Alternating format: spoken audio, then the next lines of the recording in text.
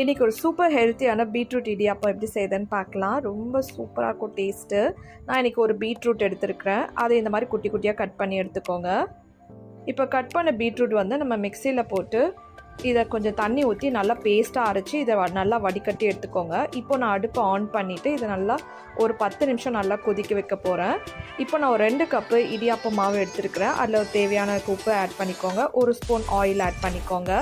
இப்போது கொதிக்க வச்சுருக்க பீட்ரூட் தண்ணியை வந்து இதில் நல்லா கொஞ்சம் கொஞ்சமாக ஊற்றி நம்ம இடியாப்பத்துக்கு எப்படி பிசையுமோ அந்த மாதிரி பிசைஞ்சு எடுத்துக்கலாம். வீட்டில் யார் யாருக்கெல்லாம் பீட்ரூட் பிடிக்கலையோ அவங்களுக்கெல்லாம் இந்த மாதிரி சூப்பராக செஞ்சு கொடுத்தோன்னா குட்டி பசங்கள்லாம் சாப்பிட்ருவாங்க. நம்ம இந்த அளவுக்கு நல்லா பிசைஞ்சு எடுத்த பிறகு இப்போது நான் இடியாப்பம் குழி இருக்குல்ல அதை வச்சு நான் இடியாப்பம் புழிஞ்சு எடுத்துக்கிறேன்.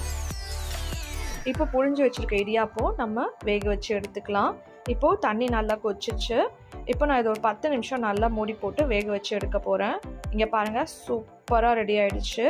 இது தேங்காய் பாலோட சூப்பராக இருக்கும். கண்டிப்பாக ட்ரை பண்ணி பாருங்கள். தேங்க்யூ.